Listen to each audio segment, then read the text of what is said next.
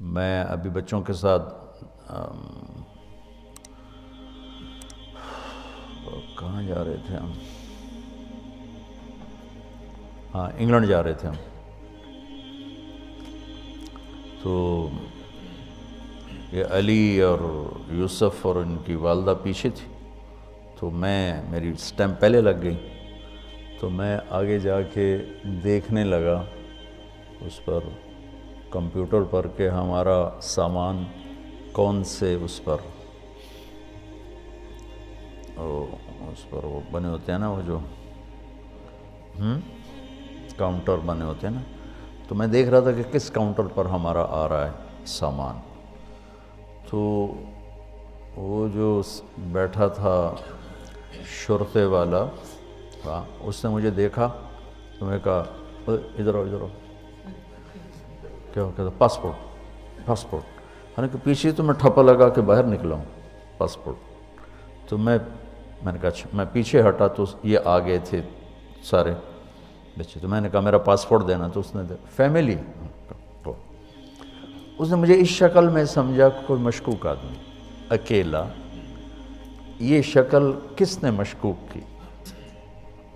اللہ ان کو ہدایت. اس شکل کی عزت تھی ایک دور.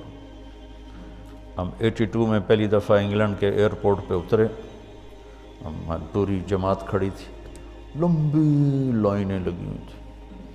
تو کاؤنٹر سے ایک عورت آئی، ہو از یور گروپ لیڈر؟ تو انہوں نے کہا جی یہ ہیں. انہوں نے کہا پلیز کم آن.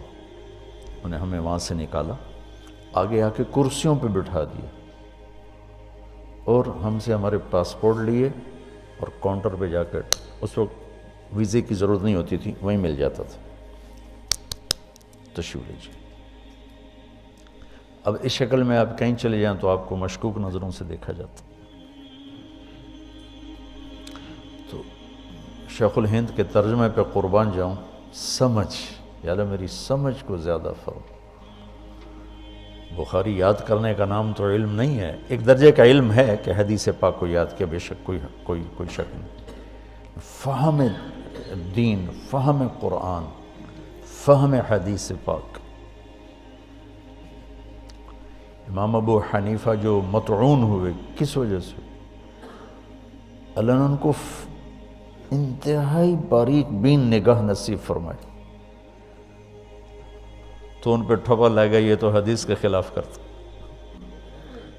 عام یہ فراست تقسیم نہیں ہوتی، کسی کو ملتی.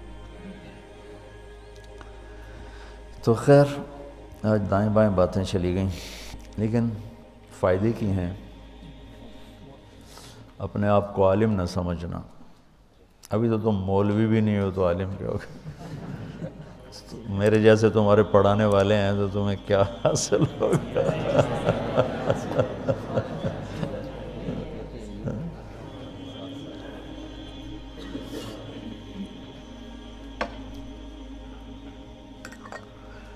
اب تو خیر تحریکوں کا زمانہ نہیں رہا، دب گئیں.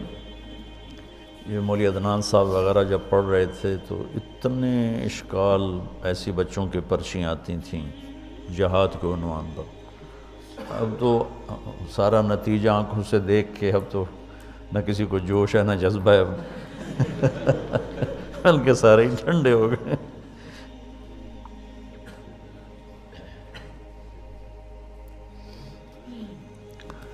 تو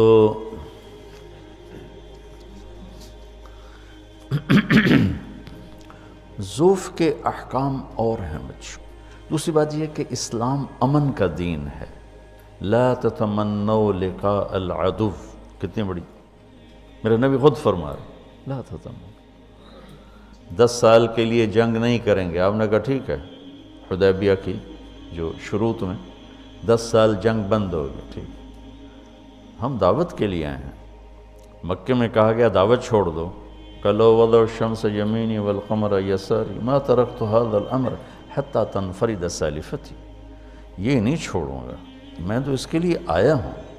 جنگ ایک عارضہ لاحق ہوتا ہے، اس کے ازالے کے لیے ہوتی ہے.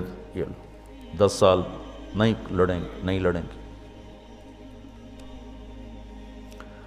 اور حضرت علی نے پوچھا جاتے ہی حملہ کرو؟ نہیں جاتے ہی حملہ نہیں کرنا، انہیں دعوت دو.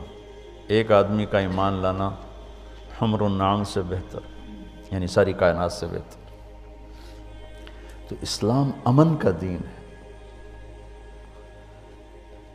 اس کو ہم نے بدنام کر دیا، تو فساد کی شکل بن گئی. بہت دکھ ہوتا.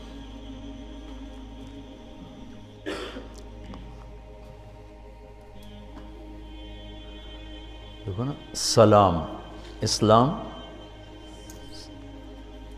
الاسلام من السلام، پتہ نہیں بخاری میں دیکھنا کوئی ایسی روایت ایک ہے کہ اسلام تو سلامتی سے نکلا ہے، ایمان امن سے نکلا ہے. کتنے خوبصورت معنی ہیں.